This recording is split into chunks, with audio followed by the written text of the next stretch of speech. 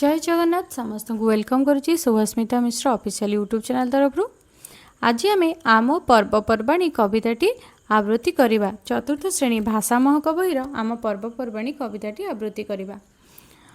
मुही ओडिया भारी बढ़िया ओडिशा मोर देश, मुही ओडिया भारी बढ़िया ओडिशा मोर देश, जानी जतरा पालन करी हेउछु आमे तोष, जानी जतरा पालन करी हेउछु आमे तोष, पणा संक्रांति उत्सव आम नबात बेल पणा, पणा संक्रांति उत्सव आम नबात बेल पणा, बैशाख शुक्ल तृतीय दिन हुए बिहन बुणा, 108 कलसी जले स्नान उत्सव बेले, जगा आमर स्नान करे भक्त जन मेले, आषाढ़ शुक्ल द्वितीय तिथि विख्यात रथ जात, जगत सारा पड़ई हुरी रथ जगत नाथ, जागर जात राखी पूर्णिमा पाळु आनंद मने, नुआ खाई रे नुआ फसल माँ को आगे लगे, कार्तिक मास बड़ साटी मने भरई खुशी, बड़ी भोरू डंगा भसाती सभी मिली मिसी, मार्गशीर रे धनर देवी लक्ष्मी माँ को पूजा, मकर पर्व आनंद भरे सभी को मने मजा, शीतल षष्ठी पूजा मोर देव दंपति श्रेष्ठ, माँ गौरी शिव को स्तुति जीवन लाभे मोक्ष, बसंत हेले दोल पूर्णिमा होली खेलता नाम, अबीर खेल मिठे खाए भूलिब भेद भाव, ख्रीष्ट धर्मर विविध पर्व पालित हुए एठी, गिरिजा घरे आलोक सजा झलसी जाए आखि, मुसलमान भाई भौणी मस्जिद रे मिसी, आनंद मने नमाज पढ़ी पर्व पालती बसी। पिला माने एबे आमे कविताटी को बुझिबा। आम ओडिशा रे विभिन्न पर्व पालन करा जाए, सिथिपई तो कुआ जाए जे आमे 12 मास रे 13 पर्व पालन करि थांती। आमे ओडिया भारी बढ़िया आउ आमर 12 मास रे 13 पर्व जो पालन हुए सी मध्य भारी बढ़िया। एटी कवि कहउचंदी मुही ओडिया भारी बढ़िया ओडिशा मोर देश, जानी जातर पालन करी हेउछु आमे दोष, मु होची ओडिया भारी बढ़िया आउ ओडिशा मोर देश। पिला माने एटी ओडिशा मोर देश बोली तुमे भाबिबो नाही जे कवि कहउचंदी जे ओडिशा गोटे राज्य नुहे देश, ता माने सेया नुहे। एटी कवि ओडिशा को देश बोली कहउचंदी। जेमिति आमे कहंती कि आम देश रे एया निष्पत्ति निगला, आम देश रे एया कथा हैला, जेमति कि आम गाँ को आम देश बोली मध्य कहि थांती बेले बेले, सेही परी एठी कवि ओडिशा को देश बोली कहउचंदी। ता माने नुहे एठी कवि ओडिशा को राज्य नुहे देश बोली कहउचंदी। तापरे कौन कहते ना जानी जात्रा पालन करी हेउछु आमे तोष, आमे विभिन्न प्रकार जानी जात्रा पालन करी तोष हेउछु बा खुशी होउछु। कौन जानी जात्रा पालन करछंती ना आरंभ हेउछि आम ओडिया मानकर जो नववर्ष पणा संक्रांति ठारू आरंभ होउछि विभिन्न पर्वपर्वाणी, जेमिति कि पणा संक्रांति उत्सव आम नबात बेलपणा।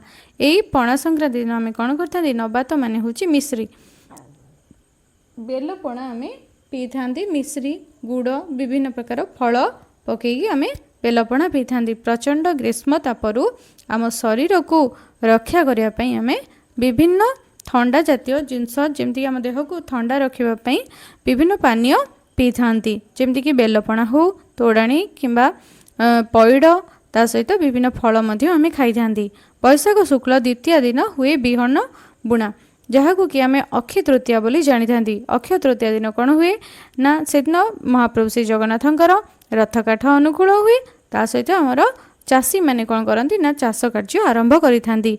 बिलरे जाइकी से दिन धान बुणी आरंभ करि थांती, ता सहित सेठी मध्य भोग मध्य देई थांती। तापरे कौन हुए ना तापरे हुए 108 कलसी जले स्नान उत्सव बेले, जगा आमर स्नान करे भक्त जन मिले। प्रभु महाप्रभु श्री जगन्नाथ बलभद्र और माँ सुभद्रा भक्तों मेल 108 कलश जल ज्येष्ठ मास पूर्णिमा दिन तांकर स्नान पूर्णिमा उत्सव पालन करिथांती। आउ स्नान पूर्णिमा परे महाप्रभु ज्वरे पड़ी 15 दिन काल अणसर घरे रही थांती। तापरे सेठरू बाहरी नवजौवन दर्शन दियंती और तापरे रथयात्रा अनुष्ठित हुए। आषाढ़ शुक्ल द्वितीय तिथि विख्यात रथजात, जगत सारा पड़ई हुरी रथे जगतनाथ। ଆଷାଢ଼ ଆଷାଢ଼ ମାସ ଶୁକ୍ଳପକ୍ଷ ଦ୍ୱିତୀୟା ତିଥିରେ ରଥଯାତ୍ରା ପାଳନ ହୁଏ, ଯାହାକି କେବଳ ସାରା ଓଡ଼ିଶା ନୁହେଁ ବରଂ ବିଶ୍ୱବିଖ୍ୟାତ ଅଟେ। ଆଉ ସେଇଦିନ ସାରା ଜଗତରେ ଜଗନ୍ନାଥଙ୍କ ନାମ ହୁଡ଼ି ପଡ଼ିଥାଏ। ସାରା ଜଗତର ଲୋକ ଧାଇଁ ଆସିଥାନ୍ତି ମହାପ୍ରଭୁଙ୍କୁ ରଥରେ ଦର୍ଶନ କରିବା ପାଇଁ। ତାପରେ ଆହୁରି କ'ଣ ପାଳନ ହୁଏ ନା ଜାଗର ଜାତ ମଧ୍ୟ ପାଳନ ଜାଗର ଜାତ ରାକ୍ଷୀ ପୂର୍ଣ୍ଣିମା ପାଳୁ ଆନନ୍ଦ ମନେ ନୂଆଖାଇରେ ନୂଆ ଫସଲ ମାଙ୍କ ଆଗେ ଲାଗେ। ଆହୁରି ମଧ୍ୟ ଆମେ ଜାଗରରେ ପ୍ରଭୁ ଶିବ ଶଙ୍କରଙ୍କୁ ପୂଜା କରିଥାନ୍ତି। ଆଉ ରାକ୍ଷୀ ପୂର୍ଣ୍ଣିମା ହେଉଛି ଗମା ପୂର୍ଣ୍ଣିମା ନାମରେ ନାମିତ। ସେଦିନ କ'ଣ ହୁଏ ନା ପ୍ରଭୁ ଶ୍ରୀ ବଳରାମଙ୍କର ଜନ୍ମଦିନ ପାଳନ ହୋଇଥାଏ ବା ତାକୁ ଆମେ ଗମା ପୂର୍ଣ୍ଣିମା ବୋଲି କହିଥାନ୍ତି। ଗମା ଠାକୁରଙ୍କର ପୂଜା ହୋଇଥାଏ। ତା ସହିତ ଭଉଣୀମାନେ ଭାଇମାନଙ୍କ ହାତରେ ରାକ୍ଷୀ ବାନ୍ଧିଥାନ୍ତି। ବହୁତ ଆନନ୍ଦ ମନରେ ଆମେ ରାକ୍ଷୀ ପୂର୍ଣ୍ଣିମା ପାଳନ କରିଥାନ୍ତି। ନୂଆଖାଇରେ ମା ସମଲେଶ୍ୱରୀଙ୍କ ପାଖରେ ନୂଆ ଫସଲ ଭୋଗ ଲାଗିଥାଏ। ଆଉ ସାରା ରାଜ୍ୟବାସୀ ମଧ୍ୟ ସେହିଦିନ ନୂଆଖାଇ ପାଳନ କରିଥାନ୍ତି ଆଉ ନୂଆ ଫସଲ ଖାଇଥାନ୍ତି। ସାଧାରଣତଃ ଆମ ଓଡ଼ିଶାରେ ପଶ୍ଚିମ ଓଡ଼ିଶାରେ ବେଶୀ ଏହି ପର୍ବ ପାଳନ କରାଯାଏ। ତା ସହିତ ଆଉ କ'ଣ ପର୍ବ ପାଳନ କରାଯାଏ ନା କାର୍ତ୍ତିକ ମାସ ବଡ଼ ଓଷାଟି ମନେ ଭରଇ ଖୁସି ବଡ଼ି ଭୋରୁ ଡଙ୍ଗା ଭସାନ୍ତି ସଭିଏ ମିଳିମିଶି। ପିଲାମାନେ ତୁମେ ଜାଣିଛ ଯେ ସାଧବ ପୁଅମାନେ ଆଗରୁ ବୋଇତରେ ଯାଉଥିଲେ ଦରିଆ ପାରି ହୋଇକି ବିଦେଶକୁ ଯାଉଥିଲେ କ'ଣ ବାଣିଜ୍ୟ କରିବା ପାଇଁ। ଆଉ ସେହିଦିନ ଆମେ କ'ଣ ପାଳନ କରନ୍ତି, ସେହି ଦିନଟିକୁ ଆମେ କାର୍ତ୍ତିକ ପୂର୍ଣ୍ଣିମା ବା ରାସ ପୂର୍ଣ୍ଣିମା ଭାବରେ ପାଳନ କରିଥାନ୍ତି। ସେଦିନ ବୋଇତ ବନ୍ଦାଣ ମଧ୍ୟ ହୋଇଥାଏ। ଆଉ ସେହି ଦିନଟି ପଡ଼ିଥାଏ ଚତୁର୍ଦ୍ଦଶୀର ପରଦିନ, ଯେଉଁଦିନ କି ଶିବ ଚତୁର୍ଦ୍ଦଶୀ ବା ବଡ଼ ଓଷା ବୋଲି କୁହାଯାଏ। ସେଦିନ ଆମେ ପ୍ରଭୁ ଶିବ ଶଙ୍କରକୁ ପୂଜା କରିଥାନ୍ତି। ବଡ଼ ଓଷା ଭଣ୍ଡାର ମଧ୍ୟ ହୋଇଥାଏ।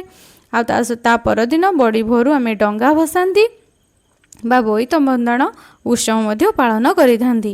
ତା ସହିତ ମାର୍ଗଶିରରେ ଧନର ଦେବୀ ଲକ୍ଷ୍ମୀ ମାଙ୍କ ପୂଜା, ମକର ପର୍ବ ଆନନ୍ଦ ଭରେ ସଭିଙ୍କ ମନେ ମଜା। ଆହୁରି ମଧ୍ୟ ଆମେ କ'ଣ କରନ୍ତି ନା ମାର୍ଗଶିର ମାସରେ ଆମେ ମା ଲକ୍ଷ୍ମୀଙ୍କର ଲକ୍ଷ୍ମୀ ପୁରାଣ ବୋଲିଥାନ୍ତି, ଲକ୍ଷ୍ମୀଙ୍କର ପୂଜା କରିଥାନ୍ତି।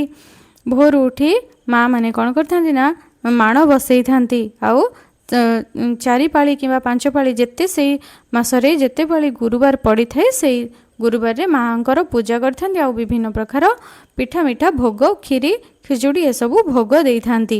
ତା ସହିତ ମକର ପର୍ବ ଆନନ୍ଦ ଭରେ ଆମେ ମଧ୍ୟ ମକର ପର୍ବ ମଧ୍ୟ ପାଳନ କରିଥାନ୍ତି। ମକର ସଂକ୍ରାନ୍ତି ପାଳନ କରନ୍ତି। ଏ ପର୍ବ ବେଶୀ ପାଳନ ହୁଏ ଆମର କେଉଁଠି କେଉଁଝର ଆଉ ମୟୂରଭଞ୍ଜ ଜିଲ୍ଲାରେ।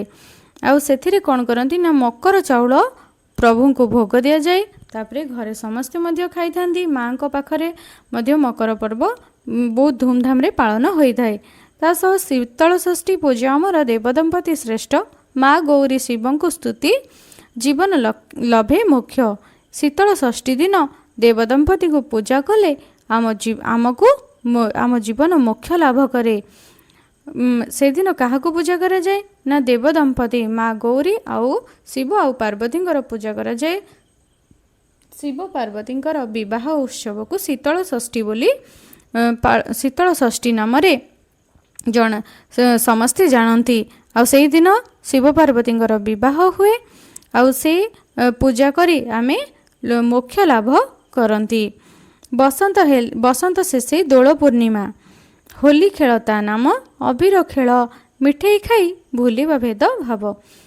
ଆହୁରି କ'ଣ କରନ୍ତି ନା ଆମେ ଦୋଳ ପୂର୍ଣ୍ଣିମା ବସନ୍ତ ଶେଷେ ଆମେ ବସନ୍ତ ଋତୁର ଶେଷରେ ରଙ୍ଗର ପର୍ବ ହୋଲି ପର୍ବ ବା ଦୋଳ ପୂର୍ଣ୍ଣିମା ପାଳନ କରିଥାନ୍ତି। ଏହି ଦିନ ପ୍ରଥମେ ଆମେ କ'ଣ କରନ୍ତି ନା ଦୋଳ ପୂର୍ଣ୍ଣିମା ଦିନ ଆମେ କ'ଣ କରନ୍ତି ନା ସେଦିନ ଆମେ ଅବିର ଖେଳିଥାନ୍ତି। ତାପରେ ହୋଲି ପାଳନ କରିଥାନ୍ତି। ବିଭିନ୍ନ ରଙ୍ଗ ଆମେ ଜାତି ଧର୍ମ ବର୍ଣ୍ଣ ସବୁ ଭେଦଭାବକୁ ଭୁଲି ଯାଇ ପରସ୍ପର ସହିତ ରଙ୍ଗ ବୋଳି ହୋଇଥାନ୍ତି। ତାହାକୁ ରଙ୍ଗର ପର୍ବ ମଧ୍ୟ କୁହାଯାଏ। ଆଉ ସେଇଦିନ ଆମେ ମିଠେଇ ଖାଇ ସବୁ ଭେଦଭାବ ଭୁଲି ଯାଇଥାନ୍ତି। ତା ସହିତ ଇଏ ତ ଗଲା ହିନ୍ଦୁମାନଙ୍କର ବିଭିନ୍ନ ପର୍ବପର୍ବାଣୀ। ଆହୁରି ମଧ୍ୟ ଆମେ ଖ୍ରୀଷ୍ଟିଆନ ଧର୍ମୀ ଆଉ ମୁସଲମାନ ମାନଙ୍କର ବିଭିନ୍ନ ପର୍ବ ମଧ୍ୟ ଆମ ଓଡ଼ିଶାରେ ପାଳନ କରାଯାଇଥାଏ। ଆମ ଭାରତରେ ମଧ୍ୟ ପାଳନ କରାଯାଇଥାଏ। କାରଣ ଯେହେତୁ ଭାରତ ଗୋଟିଏ ଧର୍ମ ନିରପେକ୍ଷ ରାଷ୍ଟ୍ର, ଏଠି ସବୁ ଧର୍ମକୁ ସମାନ ଭାବରେ ଦେଖାଯାଇଥାଏ। ସବୁ ଧର୍ମର ସମ୍ମାନ ଦିଆଯାଇଥାଏ। ଆଉ ସବୁ ଧର୍ମର ଲୋକମାନେ ଏକାଠି ମିଶି ସବୁ ପର୍ବ ପାଳନ କରିଥାନ୍ତି। ଖ୍ରୀଷ୍ଟ ଧର୍ମ ଯେମିତିକି ଆମେ डिसेम्बर 25 रे बड़ दिन पालन करथांती। ख्रीष्ट धर्मर विविध पर्व पालित हुए। एठी गिरजा घरे आलोक सजा झलसी जाए आखि से दिन जो दिन बड़ दिन कौन हुए ना गिरजा घरे आलोक सजा हुए आउ से आलोक सजा देखी आम आखि झलसी जाए। सेपरि मुसलमान मानकर मध्य विभिन्न मुसलमान भाई भौणी मस्जिद रे मिसी आनंद मने नमाज पढ़ी पर्व पालती बसी। मुसलमान भाई भौणी माने तांको मस्जिद रे से माने एकाठी मिसी रमजान मास पालन करथांती, मोहरम पालन करथांती। ए सबु पर्व पर्वाणी से माने एकाठी मिसी तांकर मस्जिद रे पालन करने सहित सेठारे एकाठी मध्य नमाज पढ़ी थांती। एहीपरि भावे आम ओडिशा रे विभिन्न पर्वपर्वाणी पालन करा जाय थाए। पिलामाने भिडियोटी भल लागिथिले निश्चित भाव लाइक करिवो, चैनल नुआ थिले चैनल को सब्सक्राइब करिवो। रहिली धन्यवाद।